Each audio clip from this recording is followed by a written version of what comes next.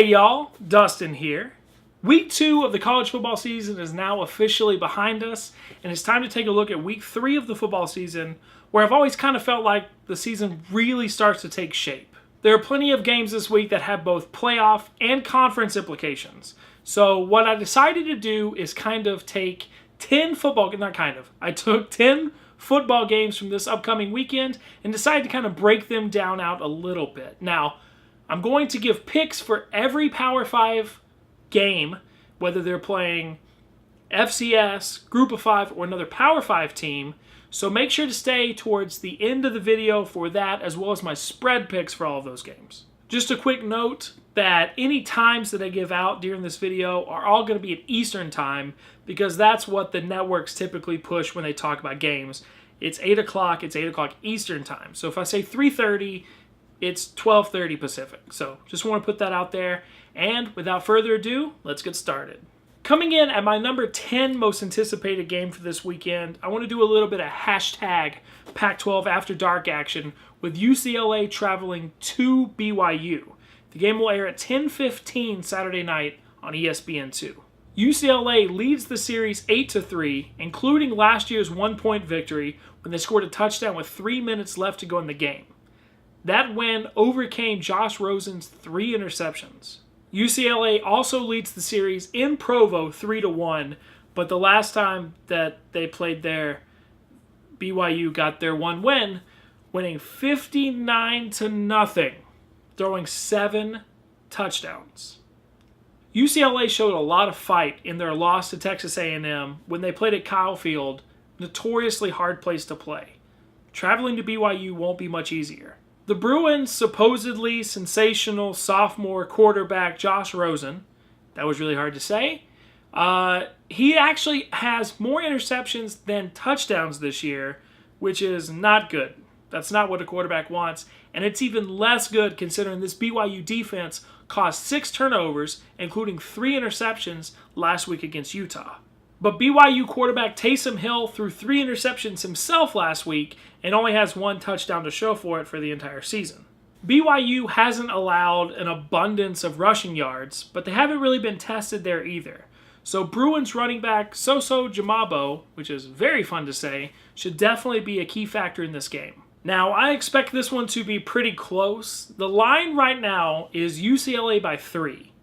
All right, so this is my first prediction of the year because I didn't do any of the first 2 weeks because I'm lazy and didn't think about it, mostly the lazy thing. I'm going to start the season off making a risky pick. I'm picking UCLA to win, but BYU to cover. I expect it to be a 1 or 2 point game. Remember, BYU is still trying to impress the Big 12. Number 9. Number 11, Texas at California, 10:30 on ESPN. Texas leads the all-time series 5-1, but Cal won last year in one of the craziest football games you'll ever see. After jumping out to a 24-14 lead, the Longhorns watched Cal put up 31 straight points to go up 45-24. 3 fourth-quarter Texas touchdowns rallied them to be down 1 with 1 minute and 11 seconds to go. And they missed the extra point. Texas has won the only 2 meetings in Berkeley, but both of those came in the 60s. They're coming off a 41-7 win at home against UTEP, as well as that thrilling 2-overtime win against Notre Dame. Are you ready for your surprise Texas stat of the week? The Longhorns have lost 3 consecutive road openers. Quarterback Shane Buechele has looked very, very good, though. In his first 2 games, he's already thrown for over 500 yards, 6 touchdowns, just 1 interception. Cal is coming off a game against San Diego State that kind of got away from them, and they lost to the Aztecs. Quarterback Davis Webb is second in the nation in passing, however, behind his former teammate in Texas Tech quarterback Patrick Mahomes. But when your defense gives up 334 yards rushing, and your offense gives up 4 takeaways, including 3 interceptions, it's just going to be hard to win. Last season, this game went down to the wire, but Texas is just better this season. The line is the Longhorns by 8.5. I'll pick them to cover and win. Hey, sorry for the sudden movement. Now I'm up here. I just noticed when I was looking at the camera that I looked like I was like shooting like this, and it looked weird, so I'm not shooting that again. So I'm just up here now. Number 8, we have number 22 Oregon at Nebraska, 3:30 on ABC. Nebraska leads the all-time series 5-1, with the last 5 games being in Lincoln. Oregon's only win was a 20-12 win in 1953, also in Lincoln.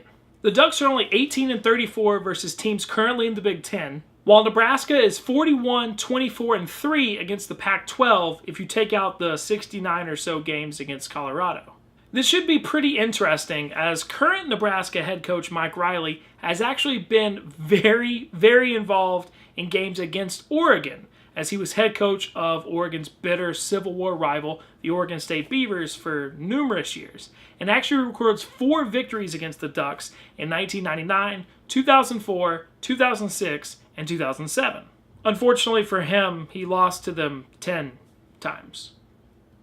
Neither team has exactly played a high-quality opponent, though Oregon did play Virginia, which is technically a Power 5 team last week. Memorial Stadium is a tough place to play, and Nebraska's offense has actually looked pretty good under Tommy Armstrong, who's averaging a touchdown pass every 6 attempts right now. The problem is, he's already ran the ball 23 times, and of course that counts sacks and all that in there too, but he's already on pace for his "hey, I'm the quarterback, why am I running so much" pace of 2014. Wide receiver Alonzo Moore is averaging over 30 yards a catch at the moment, and they are desperately going to need him to keep them in this game, as Nebraska recently hasn't exactly been known for winning a lot of shootouts, at least not that I know of. Oregon freshman quarterback Dakota Prukup has looked pretty good through the first 2 games, throwing over 600 yards, 6 touchdowns, and, most importantly, no interceptions. But the real star of this Oregon offense so far has been running back Royce Freeman, who has 294 yards rushing, 4 touchdowns, and is averaging 9.2 yards per carry. He'll test a Nebraska defense that is only allowing 81 yards rushing per game, which is good for 21st best in the country. This game will certainly have my interest, as it should go a long way in kind of showing us how Oregon is going to compete in that very difficult Pac-12 North against teams like Stanford and Washington, and it'll let us know if Nebraska is going to take a step forward in year 2 under Mike Riley. Surprisingly enough, the line is 3 points in Nebraska's favor, which I have to believe is home field advantage, because Memorial Stadium is a tough place to play and the crowd is always loud. Unfortunately, I like the Ducks to not only win, but of course to cover the spread. My number 7 game is the number 25th ranked Miami Hurricanes traveling to Appalachian State. It'll be on at noon on ESPN. This is the very first meeting ever between these 2 teams, and who in their right mind 10 years ago would have thought the first time these 2 teams played would have been in Boone, North Carolina. In fact, the mighty Miami Hurricanes are the very first Power 5 team to ever take a trip to Kid Brewer Stadium. Surprisingly enough, Miami is only 9-5 all-time versus teams currently in the Sun Belt, while App State is only 7-30-1 against ACC teams, with all 7, of course, being against Wake Forest. Miami is trying to change a really weird trend that they've had recently, where they've only won 1 of their last 6 non-conference games outside of the state of Florida. Both quarterbacks have had the exact same amount of completions in about the same amount of attempts. The only difference is that Kaya has 4 touchdowns, while Taylor Lamb has 1. The big key to this game could be the rushing game. Now, Appalachian State is averaging 207 yards rushing, which is pretty good through the first 2 games, but Miami is averaging 326, good for 6th best in the country. Now, to be fair, they did do that against an FCS team and an FBS team that went 3-9 last season, while Appalachian State had to play SEC team Tennessee. If the App State defense cannot find a way to slow down Mark Walton and Joseph Yearby, it's going to be a long day for the Mountaineer faithful. Now, I have actually been to a game at Kid Brewer Stadium. It was snowing. It's the most snow I've ever seen in my life because I'm not from the mountains. It was like 3 inches. It really wasn't that much. But the crowd showed up, the fans were loud, wind was gusting, it like tore flags off a flagpole. It was their very first home Sun Belt game 2 years ago. If anybody out there remembers, it was against Georgia State. just pouring snow. They were loud. The fans were loud the entire game, and it was a blowout, and they stuck around in the snow and watched the game. They are a dedicated, really good fan base, and Miami is favored by 3.5 points. I want so badly to pick Appalachian State. I don't know if it's tradition. I don't know if it's, typical roles of it's Miami and it's App State. I don't know what it is. I can't do it. I'm picking Miami to win, and for them to take the 3.5 points, I'm so sorry. Number 6, we have USC traveling to number 7 Stanford, 8 p.m. on ABC. USC leads the all-time series 59-31-3, but Stanford beat them twice last year, including for the Pac-12 championship. But the last time these two teams met in Stanford, USC won. Let's be honest, USC is still licking its wounds from a 46-point beatdown at the hands of Alabama. They did play nicely in a 45-7 win over Utah State, but Stanford is not Utah State. The Cardinal had a bye week to prepare for the Trojans, however, after they played a very tough Kansas State team. They also happen to have one of the most electric players in the country in running back Christian McCaffrey, who had 2 touchdowns against Kansas State, but it should have been 3. A 95-yard punt return was called back for a penalty. USC, on the opposite hand, has been unable to get their ground game going, with their leading running back having only 79 combined yards through 2 games. Kansas State, who, let's be honest here, is inferior to Stanford at this point, only had a shot against the Cardinal because they controlled the ball, they ran it 32 times, and they played really good defense. I just don't think that's USC's game right now. Stanford, many people believed, probably should have been in the playoff last year, especially after their Rose Bowl win against Iowa. USC just got beat down by the defending national champions. Can USC somehow slip past and surprise Stanford? I don't think so. The spread is Stanford by 8.5. I will pick them to win and to cover. Number 5, Pitt at Oklahoma State, ABC 3:30. This is their first meeting.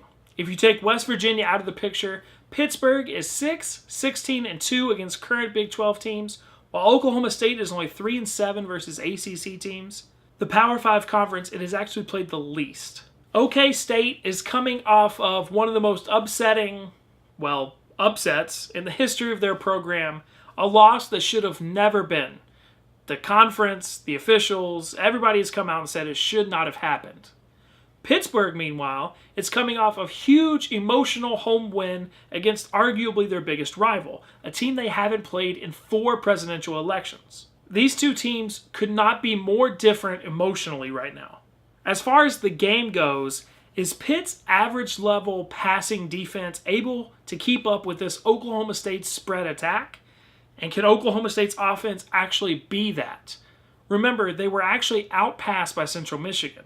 Pitt running back James Conner is one of the best and most physical running backs in the country, but he has a dual talent. He can also catch balls, as you see, since he has 1 receiving touchdown in each of his first 2 games.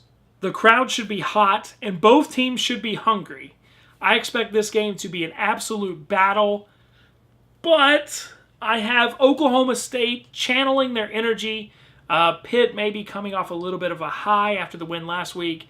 I have Oklahoma State winning and covering the 6.5 point spread in their favor. At number 4, I have the 12th ranked Michigan State Spartans traveling to number 18 Notre Dame Fighting Irish. It'll be on at 7:30 on NBC. Notre Dame leads the series 48-28-1, including the last 3 from 2011 to 2013. Michigan State's last win of the series came in 2010 on the infamous Little Giants play. This will be the 50th anniversary of the tie, which was the one tie in their record that came in 1966 when both teams ended up as national champions. Luckily for them, Michigan State had a bye after their Friday week opening game versus Furman, while Notre Dame, who dropped the opening game in a thrilling 2-overtime game against Texas, beat up on Nevada last week. It's worth noting that the two teams have split the last 6 in South Bend. In the aforementioned game against what we assume to be a pretty good Texas team, DeShone Kizer put up a Heisman-worthy performance. The Michigan State defense should test the mettle of Kaiser. Notre Dame running back Josh Adams got over 100 yards on the ground against Nevada last week. He may not be able to get that much against Sparty, but he should have to have a pretty productive game in order for them to kind of do the things on offense they want to do. Michigan State senior quarterback Tyler O'Connor did his job versus Furman. Didn't look great, but didn't really look terrible. But can he fill into the shoes of Connor Cook on such a large stage? A Notre Dame loss will do a few things here. One, it should launch Michigan State into the top 10, and it should basically eliminate Notre Dame from playoff contention. However, if Texas and Michigan State went out, Notre Dame will by far be the best two-loss team in the country. If Michigan State loses, well, after that performance against Furman and then a bye week and then a loss, they may have to do a little bit of soul searching. The line for this game is Notre Dame by 8. It's at home. It's at night. It's going to be on primetime on NBC.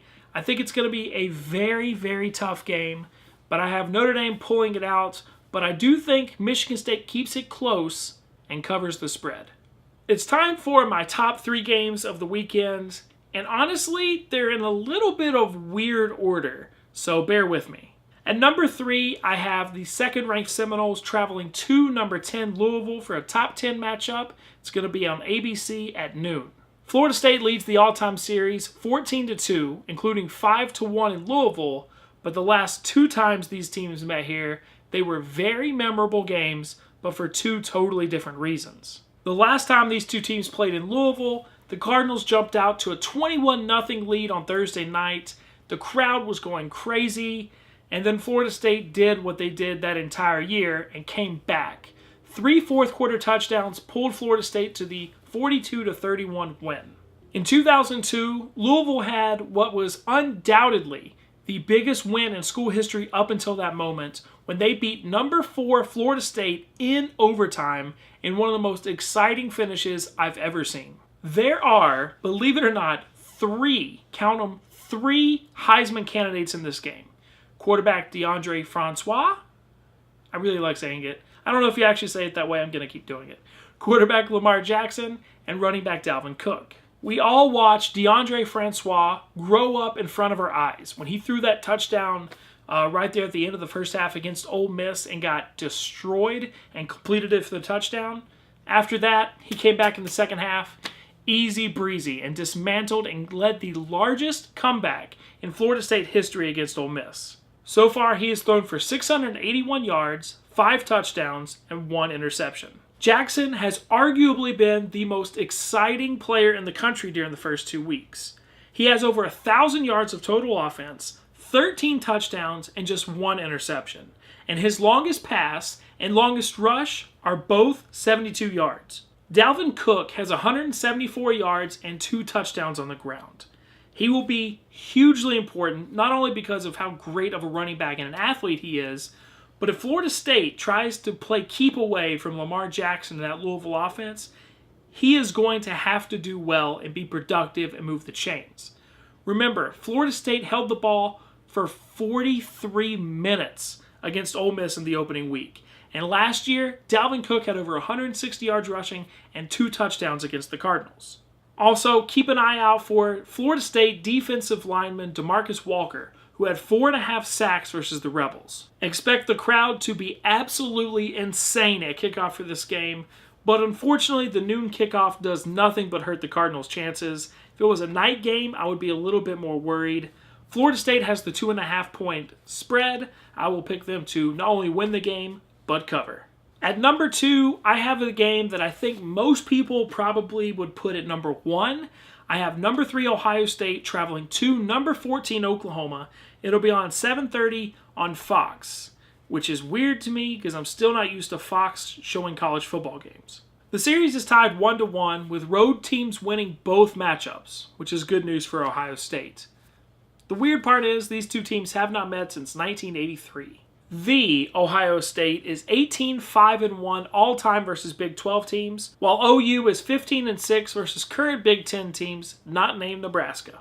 Another interesting fact is that Oklahoma is 20-15 against top 10 teams under Bob Stoops, while Ohio State is 11-3 versus top 25 teams under Urban Meyer. Remember, these two coaches have actually faced off before. In the 2008 National Championship game, also the 2009 BCS title game, however you want to say it, Urban Meyer, head coach of the Florida Gators, with Heisman Trophy quarterback Tim Tebow, beat Oklahoma with Bob Stoops and Heisman Trophy quarterback Sam Bradford. Ohio State quarterback J.T. Barrett led the Buckeyes to their most yards in a game ever this season, but really, they still haven't played anybody. I will take Houston and UL Monroe over Bowling Green and Tulsa any day this season. Any day this season. But Baker Mayfield hasn't exactly been terrible himself, as he already has 5 passing touchdowns on the year. Both offenses are averaging over 500 yards per game, so do not be surprised if this ends up being a shootout. Ohio State running back Mike Weber is averaging 6.3 yards per carry and already has 228 yards in his first 2 games. OU's no slouch in the running back position either, with Samaje Perine and Joe Mixon, who not only can run, is a very good passer, as we saw against Houston. We're going to find out a lot about these two teams this weekend. Is Ohio State for real? Can they beat the preseason Big 12 favorites? And can Oklahoma bounce back from that tough loss against Houston to beat the current number 3 team in the country and severely dampen Ohio State's playoff chances early in the season? The game will be in Norman, and Oklahoma will certainly have home field advantage. But will it be enough? I don't think so. Sorry, Boomer Sooner Nation. I got Ohio State winning this game and covering their 2-point spread. So a little bit of controversy here. Probably going to get a little bit of heat from this. The game I am most interested in this weekend is number 1 Alabama traveling to number 19 Ole Miss, 3:30 CBS. Yes, I place this above Florida State Louisville. Yes, I place this above Oklahoma Ohio State, which is insane. Like, for the last 50 years, that should have been the number 1 game that people were most interested in any given week, and I picked Alabama Ole Miss. And yes, I'm an Alabama alum, but I promise you that's probably not why I picked it. I'm trying to be objective. In 2014, Alabama came into the Ole Miss game undefeated. They had beaten the Rebels 10 straight years. They were ranked number 3 in the country, and they played the number 11 Ole Miss Rebels. And they lost. Blake Sims threw an interception that would have been the game-winning, possibly pending extra point, touchdown as time expired in the back of the end zone. Bo Wallace got carried off the field. They tore the goalpost down. This was a huge win for Ole Miss. Alabama, however, still won the SEC and got into the playoff. Last year, Alabama was ranked number 2 and was undefeated, and they played number 15 Ole Miss. They committed 5 turnovers, and Ole Miss had one hell of a miracle play, and the Rebels beat Alabama. This snapped the Crimson Tide's 23-year streak of winning their SEC opener. But once again, Ole Miss could not capitalize late in the season, and Alabama won the SEC and got into the playoff, this time winning the national championship. It was the first time that Ole Miss had ever defeated Alabama in consecutive years.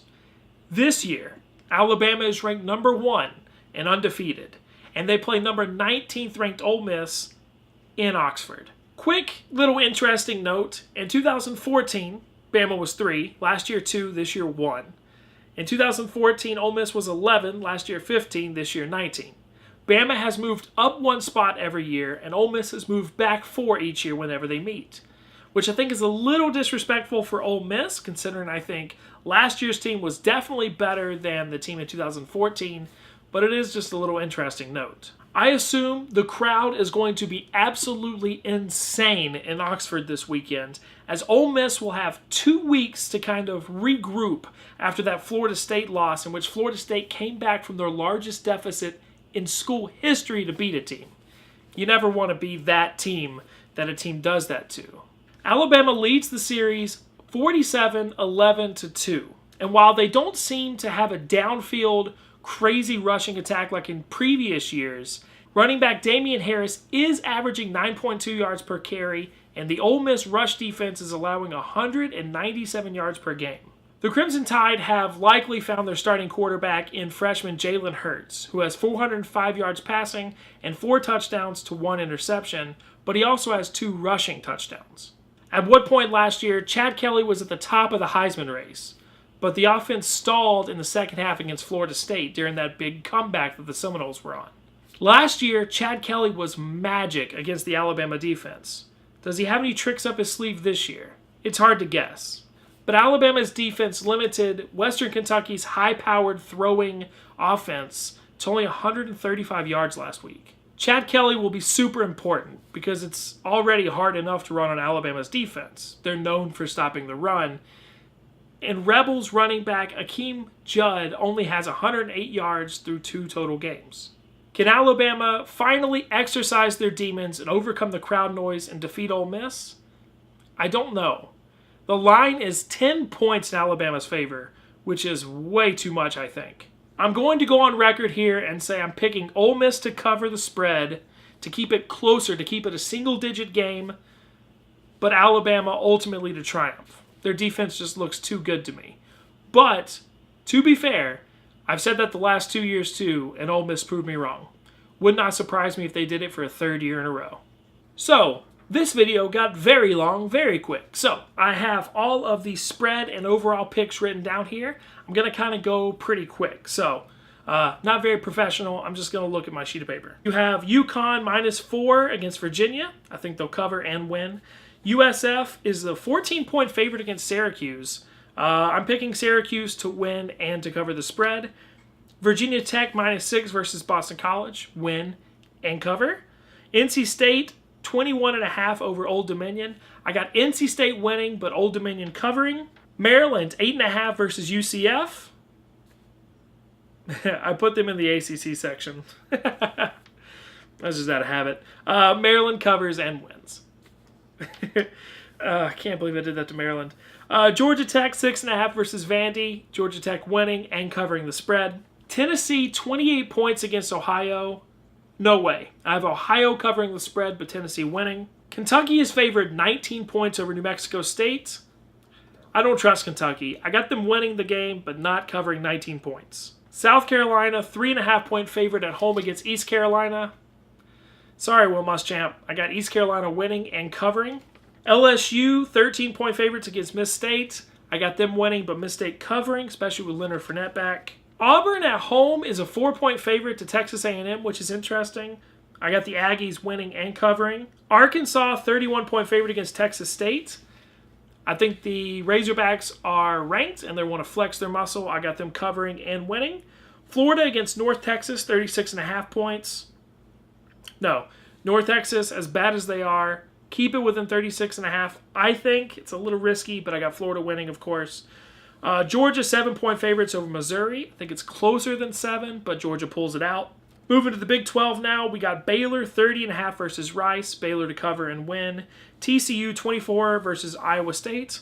Cyclones are terrible. I got TCU to cover and win. Memphis is 19.5-point favorites against Kansas. Oh, Jayhawks. Oh, no. Oh, no. I got Memphis winning, but if it makes you feel any better, I got you covering the spread, Kansas. That's good. Kansas State, 22.5 versus FAU. Kansas State to win and cover. Texas Tech, 10.5 versus Louisiana Tech. Too big of an offense. Got them winning and covering. Moving to the Big Ten now. Rutgers, 5 points over New Mexico. Winning and cover. Penn State, 9 points over Temple. Even though they lost last week, I was impressed by the Nittany Lions. I got them winning and covering. Wisconsin, 34 points versus Georgia State. Seeing what they did with Toledo, I think it'll be about the same. Winning and covering. Western Michigan, 3.5-point favorites against the Illini.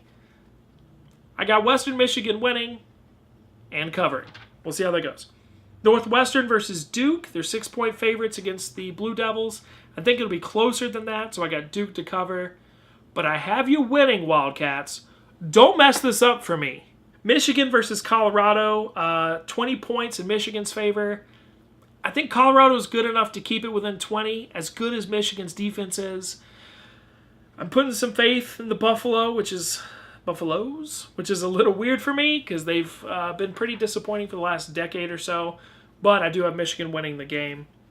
Arizona State minus 18 versus UT San Antonio. Arizona to win and cover. Or Arizona State. I'm so sorry. Arizona State Sun Devils. Proud Sun Devils to win and cover. Washington State 24.5 over the Idaho Vandals. They're bitter rivals.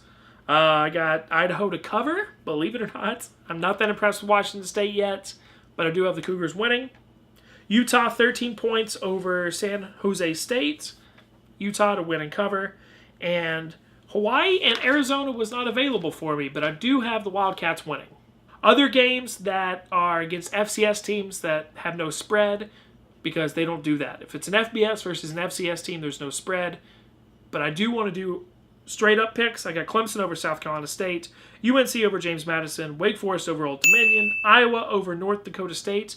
Although if I'm wrong, I would not be surprised. And if there were a line in that game, I would take the Bison. Oregon State over Idaho State, and Washington over Portland State. Thank you guys very much. This is my very first attempt at a week preview. Let me know how I did down below, what you think of my analysis, what games you're most looking forward to, what games are you worried about for your conference and for your team, and will you be at any of these games? Just let me know down in the comments section. If you enjoyed this video, make sure to hit the thumbs up button right underneath here. Every single one of those likes count. For real. You can also hit the red subscribe button down below if you want to catch more college football videos like this. You get a little notification whenever I put some up. I put them up all during the week, so I'm putting a lot of content out because it's college football season, right? Make sense? I just passed 50 subscribers, so for all of you out there that are watching this, thank you very much. I doubled my subscriber base in the last week, which is insane. Thank you guys very much for watching. Genuinely mean it. And as always, until next time. Hey y'all, Dustin here.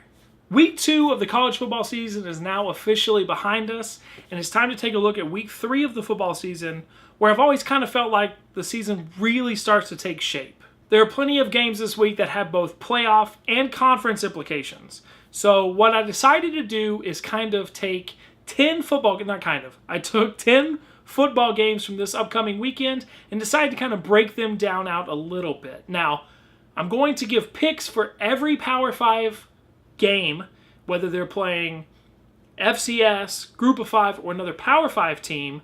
So make sure to stay towards the end of the video for that, as well as my spread down with 3 minutes left to go in the game. That win overcame Josh Rosen's 3 interceptions.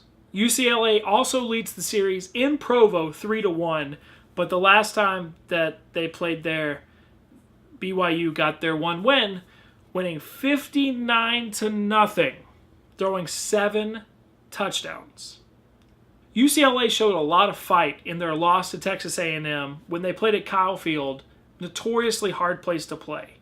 Traveling to BYU won't be much easier. The Bruins' supposedly sensational sophomore quarterback Josh Rosen, that was really hard to say, he actually has more intercept picks for all of those games. Just a quick note that any times that I give out during this video are all going to be at Eastern time because that's what the networks typically push when they talk about games. It's 8 o'clock, it's 8 o'clock Eastern time. So if I say 3:30, it's 12:30 Pacific. So just want to put that out there. And without further ado, let's get started. Coming in at my number 10 most anticipated game for this weekend, I want to do a little bit of hashtag Pac-12 After Dark action with UCLA traveling to BYU. The game will air at 10:15 Saturday night on ESPN2. UCLA leads the series 8-3, including last year's 1-point victory when they scored a touchdown of the year, because I didn't do any of the first 2 weeks because I'm lazy and didn't think about it, mostly the lazy thing.